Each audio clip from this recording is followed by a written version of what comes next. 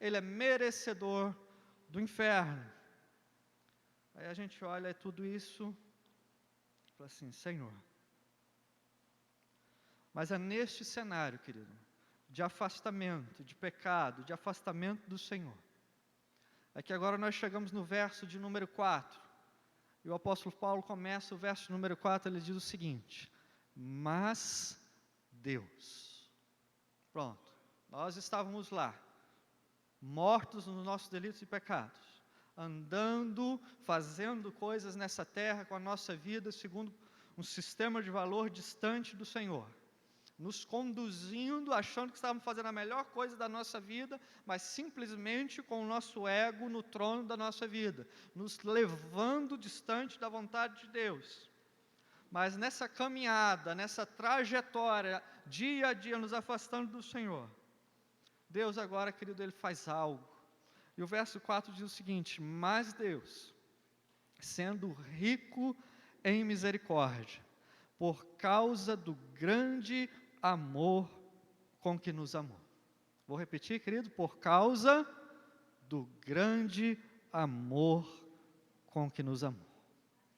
Queridos, para nós entendermos o amor de Deus, para nós entendermos a dimensão do amor de Deus, para nós entendermos o tamanho do amor de Deus, o apóstolo Paulo nos leva primeiro a pensar na gravidade, do tamanho do nosso próprio pecado.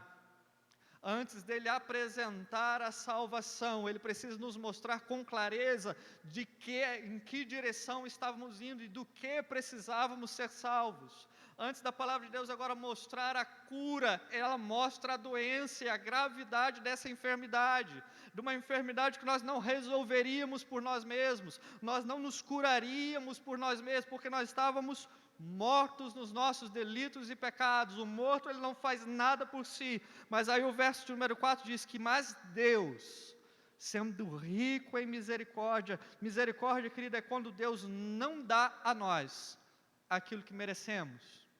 Misericórdia, querida, é quando nós agimos para com alguém, não segundo o que de fato ela merece.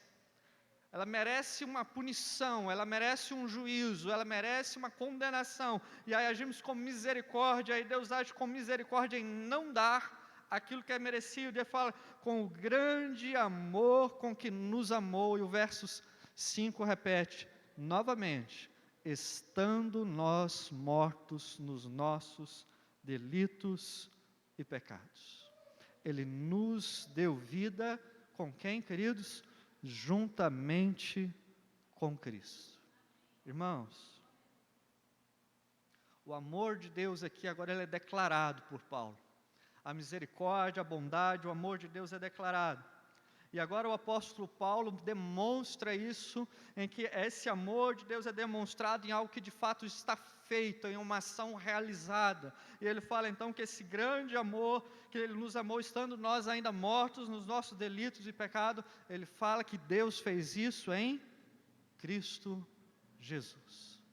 Queridos, quando Jesus veio a este mundo, quando ele nasceu em semelhança de carne humana, semelhante a nós, quando ele viveu nessa terra, quando ele morreu na cruz do Calvário, quando ele ressuscitou pela nossa salvação, na cruz, querido, o Senhor Jesus assume o nosso lugar, ele nos substitui, ele se torna o nosso substituto, porque merecedores nós éramos do juízo, do castigo, nós éramos filhos da ira.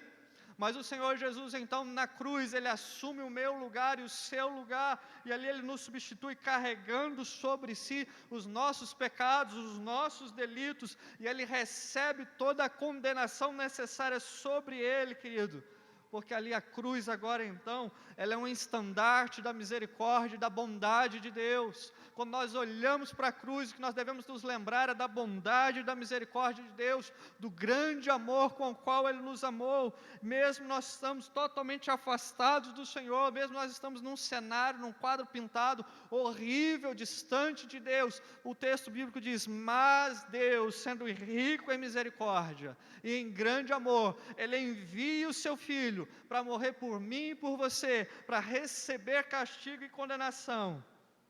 E aí, queridos, para que aquilo que está aí no verso de número 6 se cumprir, ele diz o seguinte: e juntamente com ele, Cristo, nos ressuscitou e nos fez assentar nos lugares celestiais em Cristo Jesus. Vamos tentar entender isso, amados. Bom, antes nós estávamos aonde? Qual era a condição que Paulo repete 2 vezes, verso 1 e depois no verso 5, nós estávamos mortos. O lugar do morto é aonde, querido? Aonde? Na sepultura. O lugar do morto é na sepultura. Mas agora, verso 6, Paulo diz o seguinte: e juntamente com ele, Cristo, ele nos ressuscitou. Ele nos tirou da nossa sepultura espiritual, Ele tirou da nossa condição espiritual, morto espiritualmente, e Ele nos ressuscitou e nos fez assentar nos lugares celestiais. Queridos, quando nós olhamos para a palavra de Deus, ela descreve Deus Pai assentado no seu trono, e o Senhor Jesus agora assentado ao seu lado. Quando nós olhamos para a figura e para a ideia, né, dos reis no passado, um rei, ele tinha o seu trono onde ele se assentava, e ali ele colocava os lugares ao redor para a sua família, para que o seu filho se assentasse ao seu lado. Entenda, querido, que o apóstolo Paulo está dizendo, que nós fomos tirados da sepultura espiritual, e passamos agora a ser tratados como filhos. Deus nos tirou da condição de morto espiritual, e Ele nos ressuscitou, e nos fez assentar ao seu lado, como o Senhor Jesus está sentado. Nós deixamos agora de estarmos mortos nos nossos delitos e pecados, e fomos trazidos à presença de Deus, e somos tratados agora como filhos, e Deus faz tudo isso por causa do grande amor com que Ele nos amou. Glória a Deus por isso, querido. Por isso a cruz é um sinal de graça, a cruz é um sinal da bondade de Deus. E aí o verso 7 nos diz que para mostrar nos séculos vindouros a suprema riqueza do quê? Da sua graça em bondade. Deus, Ele revela a sua misericórdia. Deus, Ele revela o seu amor. Deus, Ele revela a sua graça. Deus, Ele revela a sua bondade através de Cristo para com as nossas vidas. Lembrando, quando ainda éramos pecadores, quando ainda, queridos, andávamos segundo o curso deste mundo, quando ainda, queridos, estávamos debaixo do poder do diabo, quando ainda, queridos, toda a nossa inclinação é para o pecado, quando ainda, queridos, éramos filhos